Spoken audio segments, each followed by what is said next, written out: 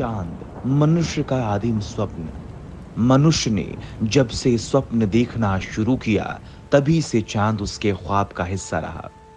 ये भारत के लिए कभी इतना करीब रहा कि माएं अपने बच्चों के लिए इसे पानी की थाल में उतार दिया करती हैं, कभी इतना दूर कि उस तक पहुंचने में भारत को 65 साल लगते हैं। ये स्वप्न होमी जहांगीर भाभा, विक्रम साराभाई, डॉक्टर कलाम की आंखों से होता हुआ सारे देश की आंखों में समा गया। भारत की आंखों में वे दृश्य भी है जब 1969 में केरल के एक गांव में हमारे वैज्ञानिक मिसाइल को साइकिल से ढोते हुए चांद पर पहुंचने का स्वप्न बुन रहे थे, और वो दृश्य भी जब पूरा देश सांस थामकर गिनती गिन रहा था और भारत आहिस्ते आहिस्ते चांद पर उतर रहा था।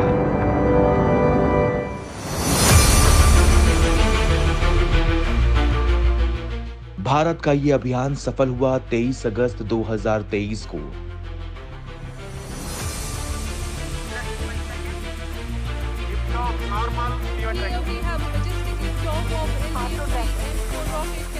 भारत ने सांस थाम कर गिनती गिनी और जब गिनतियां खत्म हुई स्वप्न साकार हो चुका था।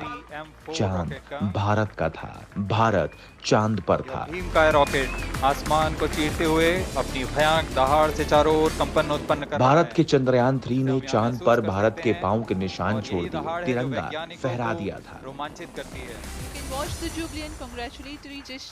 भारत में हर आंख चांद और अंतरिक्ष का स्वप्न देख सके, इसके लिए इसरो समर्पित है।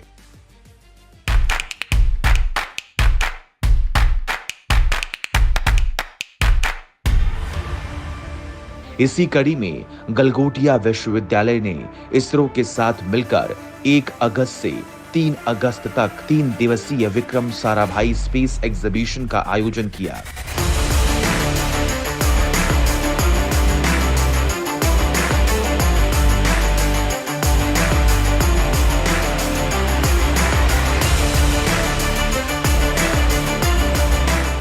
ये इवेंट जो है ये स्टूडेंट जो यूनिवर्सिटी के हैं, इसके साथ साथ जो आसपास एनसीआर में जितने भी स्कूल्स हैं उन सबको इनवाइट किया गया है। तो यहाँ पर अभी तक जो रजिस्ट्रेशन हुआ है 10,000 से ज़्यादा बच्चे रजिस्टर किए हैं जो स्कूल्स के हैं, जो दिल्ली, नोएडा, गाजियाबाद, फरीदाबाद, गुड़गांवा, सो एनसीआर के सभी स्कूलों के बच्चे यहाँ आए हुए हैं।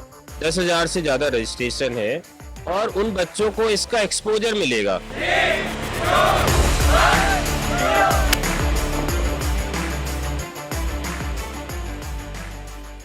We learned various things about the Big Bang, the creation of universe, Aditya L1 and various missions by ISRO. We learned about space technology. Very proud that we belong to a nation that can progress in such a short time. We learned about Chandrayaan and also our new mission which we are going for in 2026 also. Learning about ISRO and its foundation and everything was really amazing for me. ISRO के बारे में बहुत सारी ऐसी चीज़ें जानने को मिली थी जो आज से पहले हमें नहीं पता थी।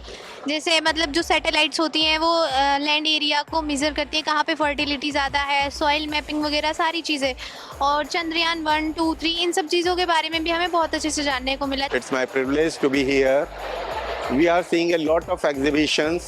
We are seeing the GSLV, PSLV, and how our MOM mission was successful.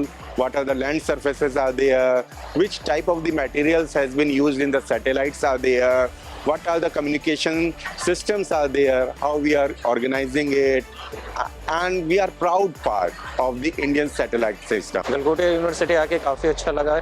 यहाँ के फैसिलिटीज़ और यहाँ की भी बच्चों की जो भी अरेंजमेंट है काफ़ी अच्छा लगा, और बच्चों को ये यहाँ से सीखने को मिले कि हम अपने फ्यूचर में किस तरीके से काम कर सकते हैं, नई चीज़ें कैसे सीख सकते हैं, हमें क्या डेवलपमेंट चाहिए, क्या करनी चाहिए, साइंस के क्षेत्र में नए नए डेवलपमेंट और इनोवेशन की नई आइडिया मिलेंगे। We are at the Galgotias University where the ISRO event has been conducted, where thousands of students from different schools and colleges have been here. We have the different scientists from the Ahmedabad, where we have the Dr. Nilesh Desai, Shivangi Jaiswal, Parvez Sarvai scientists from the Ahmedabad ISRO. And we are delighted to be a part of this. And I was the host here where we conducted several models in the Galgotias University. So we are privileged and glad to be a part of here. Thank you.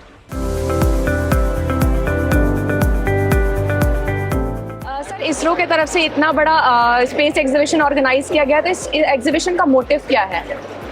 Exhibition का motive जैसा कि मैंने बताया, ये first anniversary है हमारे national space day, the landing on Chandrayaan 3 on the moon, south pole of the moon. मुझे बहुत ही अच्छा लग रहा है, जैसे कि मैंने बताया कि right now the current scientific team is now going to phase out, so उसकी जगह we need a very good replacement for that. So by encouraging students and young researchers in universities as well as schools to work on this space research technology as well as scientific related fields. ये जो exhibition हम लेके आए हैं उसमें जो students जो है उनको हम इसरो के बारे में जानकारी देंगे और उनके अंदर जो साइंस और टेक्नोलॉजी के बारे में जो उनको जो क्यूरियोसिटी है उसका हम निवारण करेंगे। It's a great opportunity for the student to learn what ISRO is doing and what are the ISRO's missions, what are the ISRO's payload and the satellite. They all get to know more things about science. So yeah, it's a great opportunity for the student, obviously.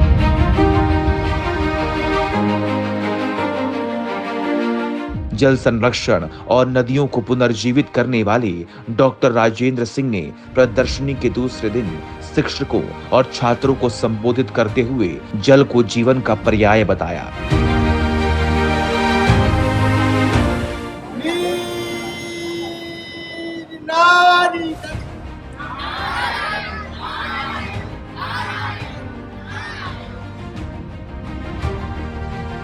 स्कूलों से आए बच्चों ने प्रदर्शनी में भारत की अंतरिक्ष महत्वाकांक्षा से जुड़े और इस तरह गलगोटिया विश्वविद्यालय और इसरो ने उन्हें एक बड़े स्वप्न से जोड़ दिया।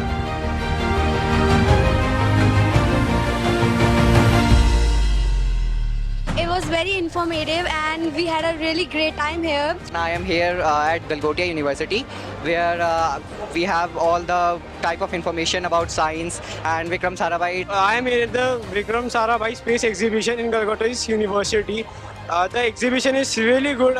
I will say it's an amazing exhibition. I'm here at ISRO at Galgotia University and I'm really enjoying this event. It is really inspiring for the future youth.